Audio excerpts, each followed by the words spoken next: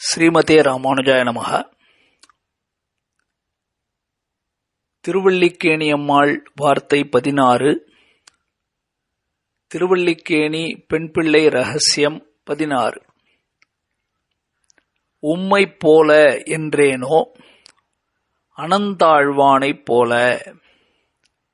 உம்மைப் போல என்றேனோ அனந்தாழ்வானைப் போலே. அனந்தாழ்வான் இவரை பெரியோர்கள் அனந்தான் பிள்ளை என்றுதான் கொண்டாடுவார்கள். சிறுபுத்தூர் என்று சொல்லக்கூடிய இன்னைக்கு கிரங்கனூர் அப்படின்னு மேலக்கோட்டைக்கு பக்கத்துல ஸ்ரீரங்கப்பட்டணத்துக்கு மிக அருகில இருக்கக்கூடிய ஊர்ல அவதரித்தவர் தான் இந்த அனந்தாழ்வான். இந்த அனந்தாழ்வான் ராமானுஜருடைய சிஷ்யராக இருந்தவர். ராமானுஜருடைய ஆசை திருமலையில போய் பெருமாளுக்கு புஷ்ப கைங்கரியம் செய்ய யாரேனும் இருக்கிறீர்களா என்று கேட்க, எல்லாரும் ராமானுஜரை விட்டு பிரிந்திருப்பதற்கு வருத்தப்பட்டு கொண்டு அமைதியாக இருக்க, உம்முடைய ஆசை அதுவானால் இதோ கிளம்புகிறேன் அப்படின்னு வந்து நின்றவர் இந்த அனந்தாழ்வான். கர்ப்பமாக இருக்கக்கூடிய தன்னுடைய மனைவியை அழைத்து கொண்டு திருமலைக்கு சென்று திருமலையிலே பகவானுக்கு ராமானுசன் அப்படின்னு ஒரு பெரிய குளத்தை கட்டி சுத்தி நந்தவனங்களை அமைத்து அழகாக திருவேங்கடமுடையானுக்கு புஷ்ப கைங்கரியத்திலே ஈடுபட்டிருந்தவர்.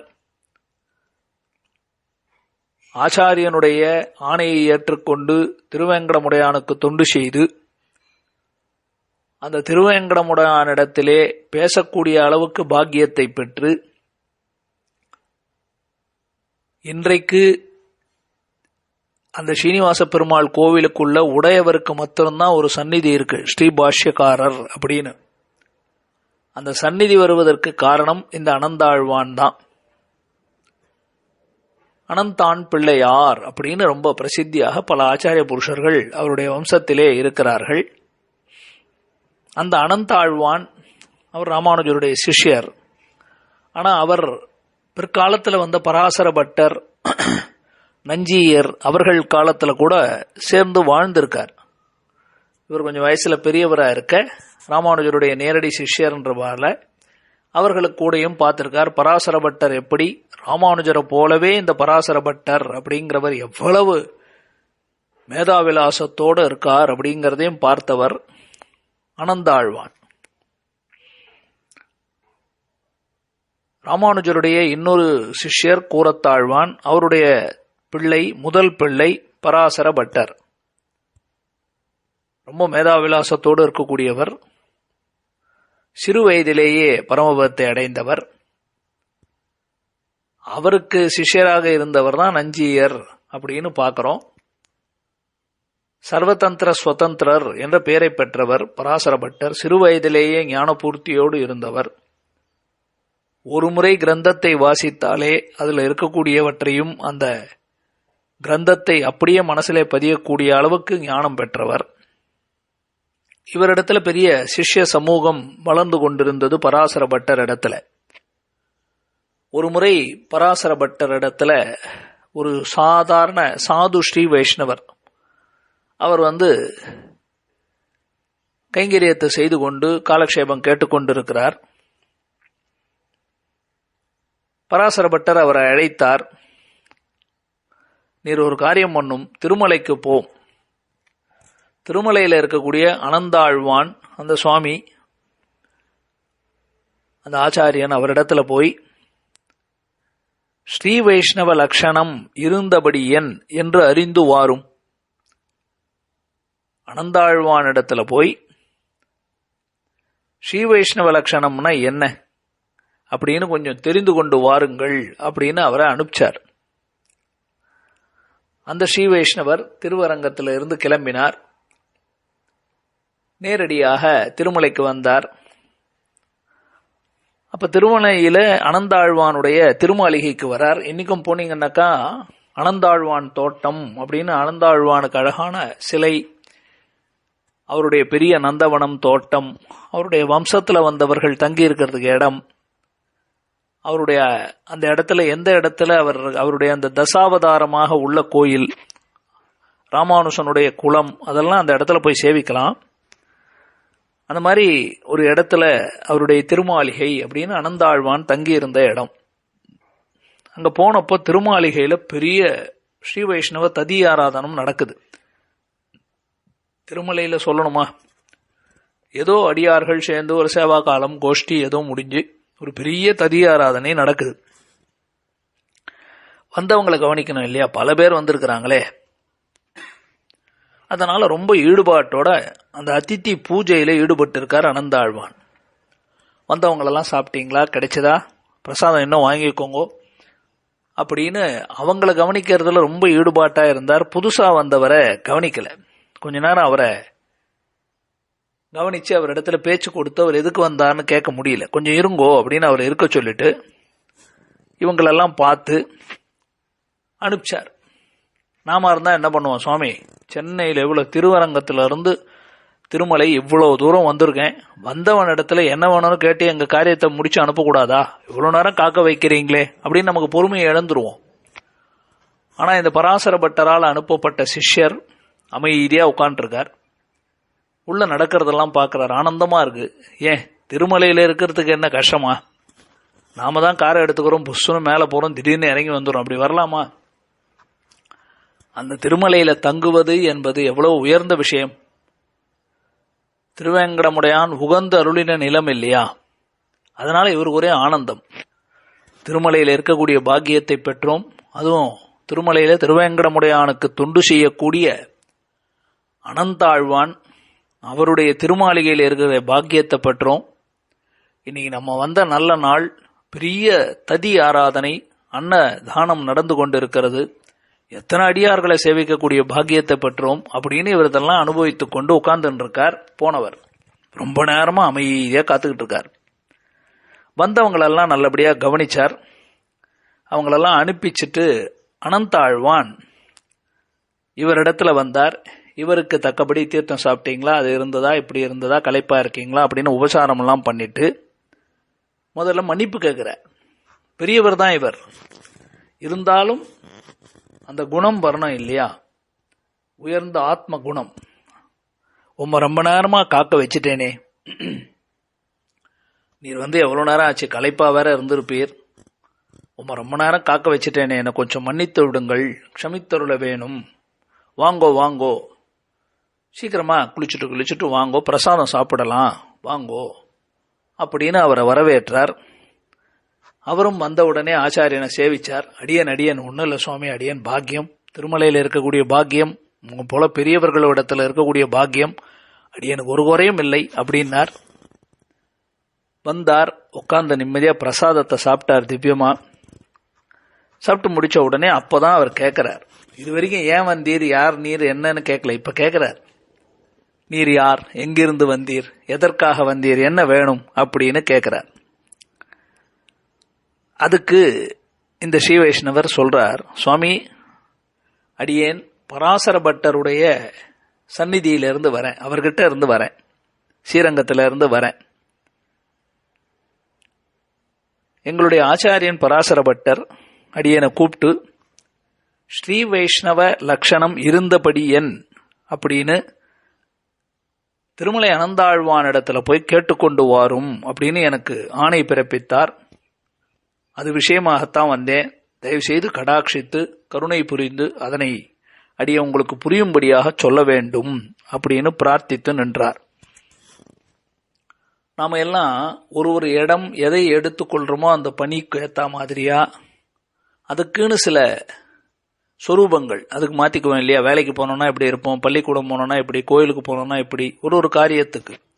இது சாமான்யமா வாழ்க்கையில ஸ்ரீ வைஷ்ணவன் ஆகிவிட்டால் அதுக்குன்னு சில லட்சணங்கள் இருக்கும் இல்லையா. இன்னார் இணையார்னு சொல்றோம். ஸ்ரீ வைஷ்ணவர் அப்படின்னா இன்னார், இணையார். ஒரு ஸ்ரீ வைஷ்ணவர்னா அவர் இடத்துல என்னென்ன குணங்கள் இருக்கணும். சும்மா பேருக்கு ஸ்ரீ வைஷ்ணவர்னு வச்சுக்கிட்டா போதுமா? சிவனடியார் அப்படின்னா அதுக்கேற்ற சில அடையாளங்கள் இருக்க வேண்டாமா? அது வெளிச்சின்னமாக இருக்கலாம், இல்ல குணம், ஆத்ம குணம், நடத்தையாக இருக்கலாம். வெறுமனே திருமண் காப்பு நாமம் போட்டுக்கிறதுனால மாத்திரம் ஒருத்தர் ஸ்ரீ வைஷ்ணவர் ஆயிட முடியாது. அது வெளிச்சின்னம். ஆனா நடத்தை, மனசால எப்படி இருக்கணும், பிறரிடத்துல எப்படி பழகணும், எந்தெந்த தெய்வத்தை வழிபடணும், எப்படி வாழ்க்கையில பொழுது போக்கணும், இதெல்லாம் இருக்கே, அதுதான் வைஷ்ணவ லட்சணம். அதை கேட்டார். அதை கேட்ட உடனே அவர் சொன்ன பதில் கவனமா கேளுங்கோ. கொக்கு போல் இருக்கும், கோழி போல் இருக்கும், உப்பு போல் இருக்கும், உம்மை போல் இருக்கும். இவ்வளவுதான். அவர் கேட்ட கேள்வி வைஷ்ணவ லட்சணம் என்னன்னு கேட்டார். அதுக்கு அவர் சொன்ன பதில் கொக்கு போல இருக்கும், கோழி போல இருக்கும், உப்பு போல இருக்கும், உம்மை போல இருக்கும் அப்படின்னு சொன்னார். நமக்கு ஒன்றும் புரியல. ஸ்ரீ வைஷ்ணவருக்கும் கொக்குக்கும் கோழிக்கும் உப்புக்கும் என்ன சம்பந்தம்? கொக்கு என்ன பண்ணும்? தனக்கு நல்ல பெரிய மீன் கிடைக்கிற வரைக்கும் ஒத்த காலில் அப்படியே தவம் இருக்கிற மாதிரி அமைதியா பொறுமையா காத்துக்கிட்டு இருக்கோம் இல்லையா? சின்ன மீனெல்லாம் கண்டுக்காது, அது பாட்டுக்கு அமைதியா இருக்கும். பொறுமையாக இருந்து பெரிய மீன் வந்தவுடனே லபக்குன்னு பிடிச்சுக்கும்.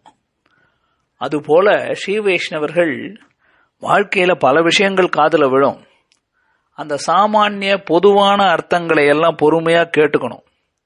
என்னைக்கு ரொம்ப விசேஷமா முக்கியமாக கட்டாயமா தெரிந்து கொள்ள வேண்டிய ஆத்மாவுக்கு பெருமையை ஏற்படுத்தக்கூடிய விஷயம்னு வந்தா அதை கெட்டியா பிடிச்சுக்கணும்.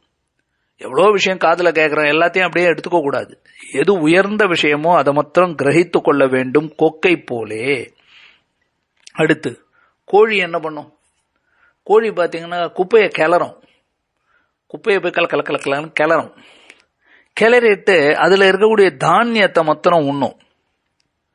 அப்போ கோழி குப்பையை தான் கிளறுது, அதுல இருக்கக்கூடிய வேண்டாத விஷயங்களை எல்லாம் தள்ளிடும், விளக்கிடும். நம்முடைய ஸ்வரூபத்துக்கு ஏற்றதானது எதுவோ அதை எடுத்துக்கிறோம் இல்லை, அதுபோல தனக்கு வேண்டிய தானியத்தை மாத்திரம் எடுத்துக்கும், குப்பையெல்லாம் விட்டுடும். அதுபோல நாம வாழ்க்கையில பல விஷயங்களை கேட்கிறோம், பல விஷயங்களை பார்க்கிறோம், படிக்கிறோம். வேண்டாத விஷயங்களை எல்லாம் விளக்கிடணும், விட்டுறணும். பகவானுக்கு அடிமை என்ற நம்முடைய ஸ்வரூபத்துக்கு அனுகுணமான விஷயங்களை மட்டும் எப்படி அந்த கோழி குப்பையை கிளறி வெறும் தானியத்தை எடுக்குமோ அதுபோல நாமும் எடுத்துக்கொள்ள வேண்டும். அடுத்தது உப்பு. உப்பு போல இருக்கும். உப்பு கடல்ல போனீங்கன்னா உப்பு கரிக்கும். எந்த தண்ணியை தொட்டாலும் எங்க போனாலும் கடல்ல உப்பு கரிக்கும். நம்ம வீட்டில் இருக்கக்கூடிய ஒரு டம்ளர் தண்ணியில கொஞ்சம் உப்பு போட்டீங்கன்னா அது எல்லா இடமும் இருக்கும். ஆனா உப்பு கண்ணுக்கு தெரியுமா? தெரியாது. அது உப்பு தண்ணியில கரைஞ்சு இருக்கும், அது இருக்கிறதே தெரியாது. ஆனா உணவை ருசி செய்யும் இல்லையா?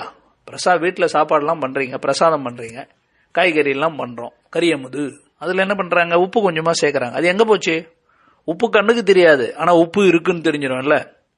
எது முதல்ல ருசி பார்ப்பாங்க பாருங்க. ஏன்னா எடுத்தோன்னே உப்பு இருக்கா இல்லையா, உப்பு சரியா இருக்கா அப்படின்னு கேட்கறேன் இல்லையா? ஆனா உப்பு கண்ணுக்கு தெரியாது. அதுபோல அடியார்கள் எந்த ஒரு பாகவத கோஷ்டி அடியார்களுடைய கோஷ்டியில இருந்தாலும் தங்களை வெளிக்காட்டி கொள்ளாம, ஆனால் அந்த கோஷ்டிக்கு பெருமையை சேர்க்கணும். இவருடைய அந்த உள்ள இருக்கிறார், அந்த கூட்டத்தில் இவர் இருக்கிறார்ன்றதுனால கோஷ்டிக்கு பெருமை ஆகணுமே தவிர தனக்குன்னு தன்னை காட்டிக்கொண்டு தற்பெருமையால ஒரு பெருமையை சேர்த்துக்க கூடாது. சில நேரங்களில் சேவா காலம் கோஷ்டி அது இதெல்லாம் படிப்பார்கள். அங்கெல்லாம் பார்த்தாக்க சிலர் மாத்திரம் தனியா படிப்பாங்க. அப்படிலாம் செய்யக்கூடாது.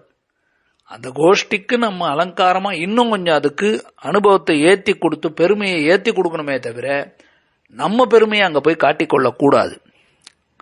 அதுதான் அடுத்தது உப்பு போல இருக்கும். கடைசியில சொன்னார் உம்மை போல இருக்கும். அதுதான் ரொம்ப முக்கியம். ஒரு ஸ்ரீ வைஷ்ணவருக்கு மிக முக்கியமான குணம் என்னன்னா பொறுமை. எங்க போனாலும் நம்முடைய ஆச்சாரியன் பெரியவர்கள் இரு அப்படின்னா பொறுமையா இருக்கணும். அவசரப்படக்கூடாது, துடிக்கக்கூடாது, குதிக்கக்கூடாது, ஓடக்கூடாது. இவர் யார் என்ன பண்ணார்? எங்கேயோ தூரத்துல இருந்து போனவர் கலைச்சு இருந்தாலும் கண்டுக்கவே இல்லையா? அவர் பாட்டுக்கு அனந்தாழ்வான் வந்தவங்களை கவனிச்சுக்கிட்டு இருந்தாலும் பொறுமையா இருந்தார் இல்லையா? அது ரொம்ப ரொம்ப ரொம்ப முக்கியம். அப்ப எம்பெருமானோ ஆச்சாரியனோ அவர்களே வந்து நம்மை ஸ்வீகரிக்கும் வரை, ஏற்றுக்கொள்ளும் வரை என்னன்னு கேட்கிற வரைக்கும் நம்ம பொறுமையா காத்து கொண்டு இருக்கணும். இது உம்மிடத்தில் பூர்த்தியாக இருப்பதை கண்டேன் அப்படின்னு அனந்தாழ்வான் சொன்னார். கொக்கு போல் இருக்கும், கோழி போல் இருக்கும், உப்பு போல் இருக்கும், உம்மை போல் இருக்கும் என்று இந்த வாக்கியம் வார்த்தா மாலையில கூட இருக்கக்கூடிய வாக்கியம். அதைத்தான் இந்த இடத்திலே உம்மை போல என்றேனோ அனந்தாழ்வானை போலே. அனந்தாழ்வானே ராமானுஜருடைய சிஷ்யர், பெரிய ஆச்சாரியன். அவர் பார்த்து ஒரு சாமானிய ஸ்ரீ வைஷ்ணவர், அவர் பேர் கூட தெரியல பாருங்க, யாரோ ஒரு சாது ஸ்ரீ வைஷ்ணவர், அவரை பார்த்து உம்மை போல இருக்கணும் அப்படின்னு பேர் வாங்கியிருக்காரு. பாத்தீங்களா, நமக்கு பேர் இருந்து என்ன பிரயோஜனம்? ஸ்ரீ வைஷ்ணவன் என்ற பேரை வாங்கலையே. ஆனா அவர் தன்னுடைய பொறுமையால ஸ்ரீ வைஷ்ணவன் என்ற பேரை வாங்கினார் இல்லையா, அதுபோல நான் இருந்தேனா என்று சொல்லுகிறார். உம்மை போல என்றேனோ அனந்தாழ்வானை போலே.